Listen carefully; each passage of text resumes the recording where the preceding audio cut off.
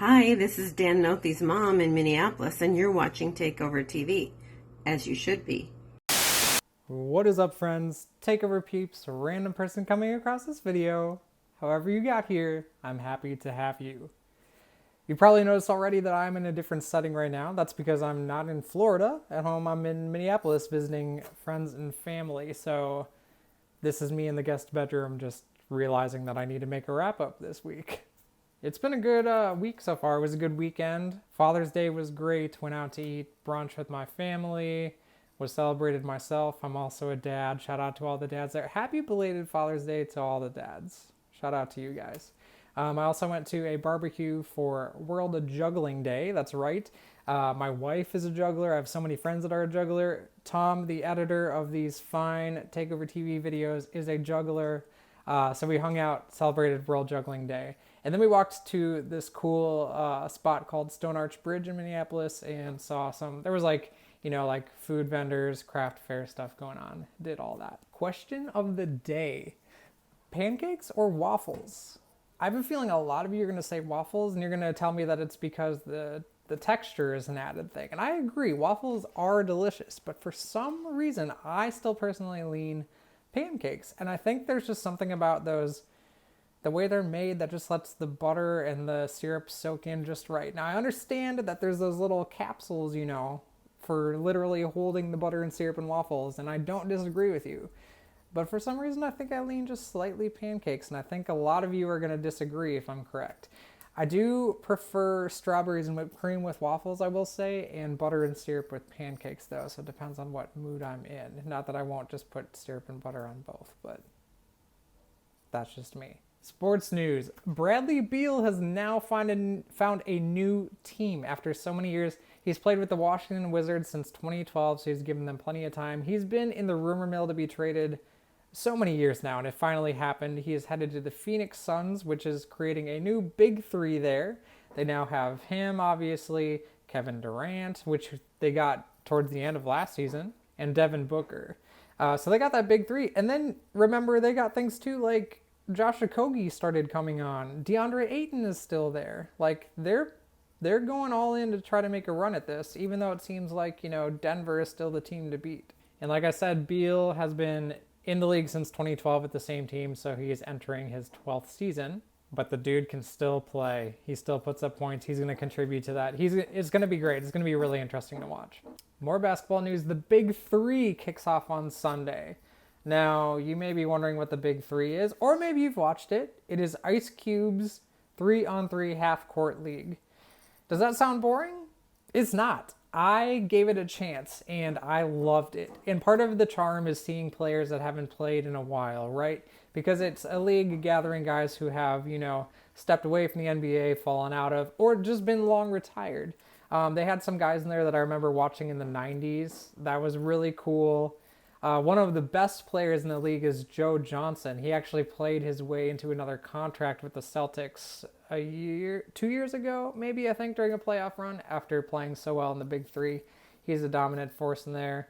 Royce White is in the league. James White, Rashard Lewis, Michael Beasley, Jason Richardson. You remember those dunks? I mean, it's just a really fun opportunity to get to see guys who, they're not ready to play full NBA, full court at this point, based on the age they are, most commonly, but they can still tear it up on half court.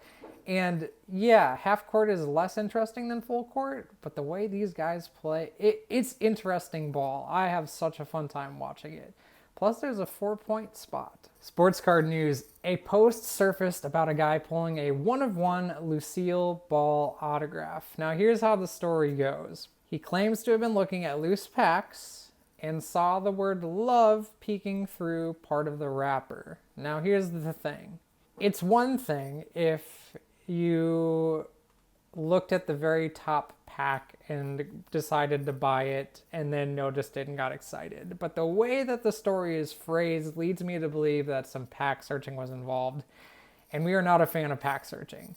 It sounds like because it was loose packs, it doesn't sound like he bought it and then noticed the love on top, got excited about it, posted about it, then opened it and realized what it was. It sounded like someone was going through loose packs till they saw something interesting. And yeah, this is, I guess, a little bit different than feeling packs for stuff, which I still don't understand because I could go on a tangent. Not a fan of pack searchers. That's my landing point. Anyways, it sounds like he went through this and, until he saw something visually through a more clear part of the pack, which is a messed up way to collect. Don't do that. That's crappy. Anyways, Steve Grad of PSA Pawn Stars fame, he's the guy who they call in to authenticate autographs when they get stuff into the store on that show. Steve Grad said that it was an interesting move by Topps to include that because Lucille Ball's autographs are commonly known to be signed by a secretary rather than her, and that this is the case with this signed card, allegedly. So it's Cardma? I don't know. Is it Cardma to like pack search and then find out the thing you pull is not actually the signature of the person? But then, I mean, this goes beyond that. That's like looking at Topps. Like, did Topps know that this is indeed not Lucille Ball's autograph and still include it? Also, fun fact, Steve Grad has me blocked the takeover page. I have no idea why. I like to think that it's because of the infamous Pop-Tart photo. If you know, you know. SportsCollectorsDaily.com posted a really cool story recently about an older gentleman from Wisconsin. He's 82 years old. Found a 1952 Mickey Mantle card that he thought was long gone. Apparently, he jokingly told his brother that he was upset with him for throwing away all of his baseball cards, and his brother responded by saying, "Well, I've got this card, is it yours?" And it turned out to be the 52 Mantle. Now, even more interestingly, and ironically, since this is in Wisconsin, the card was preserved and kept in an empty old cheese box. The card was submitted for grading to PSA. It got a PSA 6, and it is now going to be up for auction at Heritage Auctions. That's an incredible resurface of a card. That's to find that. What a surprise. I mean, you guys go look on eBay and see what these 52 Mickey Mantle cards sell for, okay? It's wild. Video game news. Ubisoft is releasing a new Assassin's Creed called Assassin's Creed Mirage. And I'm seeing a lot of happy people with this one. They pump out a lot of Assassin's Creed games. It can get repetitive. I've personally only played Black Flag. I really enjoyed it, but that was also because I had not played any of the other ones. I've heard if you were to just keep playing them all, it can get a little bit repetitive and you're just changing scenery and time periods and whatnot. The concept of Assassin's Creed, though, is great. So I think there is an enjoyable way to play, and that's not playing every single one. This one, however, might be a time to dive back in if you're like me and haven't in a while. It sounds like they're going to their original roots, and it's going to be much more stealth mode based and things like that as you're traversing the land. And treating combat as a more secondary option, which is the way I remember. So yeah, check it out. Go look at some videos online. Might be one to hop back into if you're like me. Stuff that slaps. My mom's homemade brownies. The unfortunate thing about this week's slapper is you will probably know nothing about these ever. But you also may be one of my friends or family members watching this and you've actually had these things, so you can agree with me. I've been eating these bad boys ever since I was a little kid.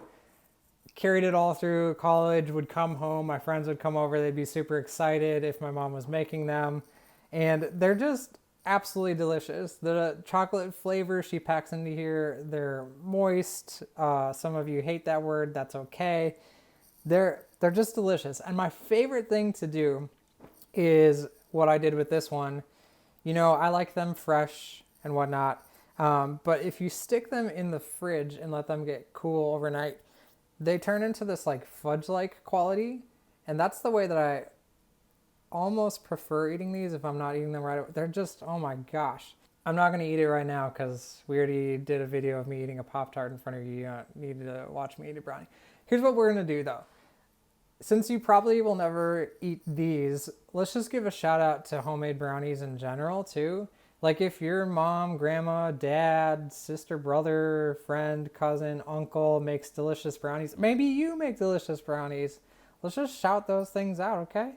So this week, homemade brownies, but mostly the ones that my mother makes because those are my favorite ones, are a certified slapper. Music picks. My first one is a song called Never Ending Story by two New Orleans rappers, Aha Gazelle and Tony Richard. Aha, like I said, is from New Orleans. He's been at this since 2010.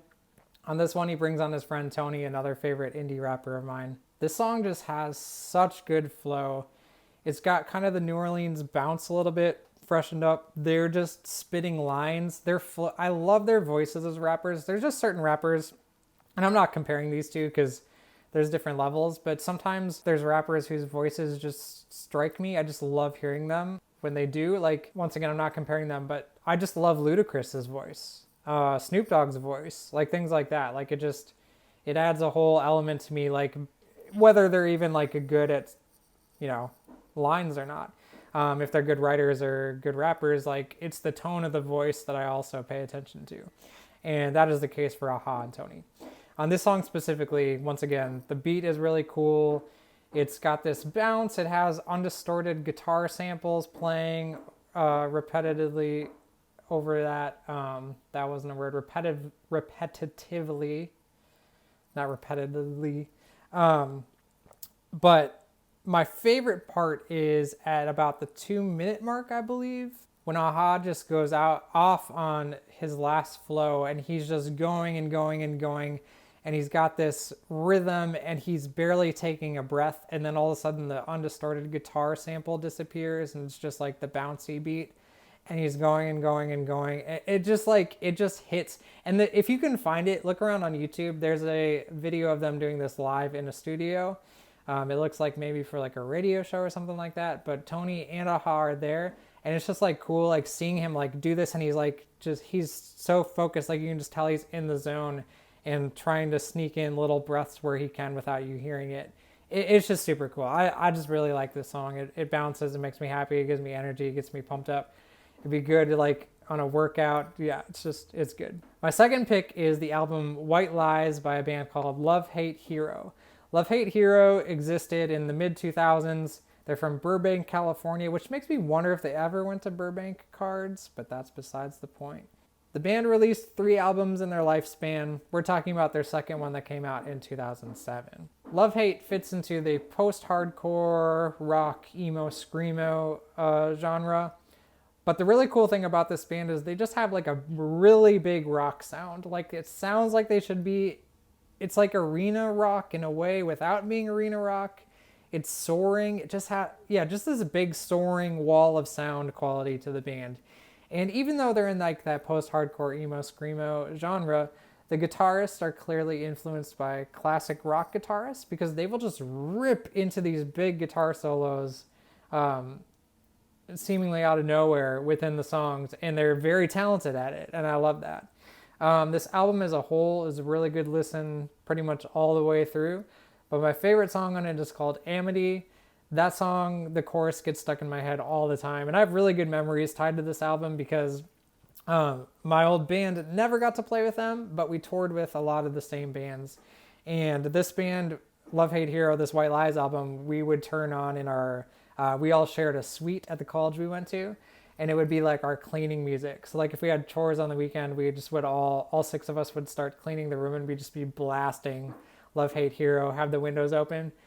That's a great point. Windows open. The song Amity, this whole album, it sounds like it's something to listen to while you're just like driving with the windows down. It's just happy.